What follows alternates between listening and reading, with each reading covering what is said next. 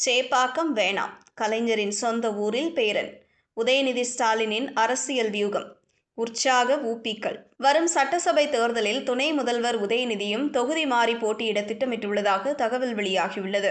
தனது தாத்தாவும் தமிழ்நாடு முன்னாள் முதலமைச்சருமான கலைஞர் கருணாநிதியின் சொந்த மாவட்டமான திருவாரூரில் போட்டியிட திட்டமிட்டுள்ளதாக கூறப்படுகிறது. வரும் தமிழ்நாடு சட்டசபை தேர்தலை முன்னிட்டு திமுகவில் முக்கிய அரசியல் நகர்வுகள் குறித்து தகவல் வெளியாகி வருகின்றன. அந்த வகையில் துணை முதல்வர் உதயநிதி ஸ்டாலினின் இந்த முறை தொகுதி மாறி போட்டியிட திட்டமிட்டுள்ளதாக அரசியல் வட்டாரங்களில் பேசப்படுகிறது. இது திமுகவினரிடையே மட்டுமல்லாமல் அரசியல் பார்வையாளர்களிடையும் பெரும் கவனத்தை ஈர்த்துள்ளது. தற்போதைய முதல்வர் மு. ஸ்டாலின் சென்னை கொளத்தூர் சட்டசபை தொகுதியில் இருந்து தொடர்ந்து 3 முறை வெற்றி பெற்றுள்ளார். 2011ஆம் ஆண்டு நடந்த சட்டசபை தேர்தலில் அப்போது அதிமுக வேட்பாளராக போட்டியிட்ட சைதை துரைசாமியை விட 2734 ஓட்டுகள் அதிகம் பெற்று முதன்முறையாக கொளத்தூரில் இருந்து வெற்றி பெற்றார். அப்போது வெற்றி வித்தியாசம் குறைவாக இருந்தாலும் அந்த வெற்றி ஸ்டாலினின் அரசியல் பயணத்தில் முக்கிய திருப்பமாக அமைந்தது. அதனைத் தொடர்ந்து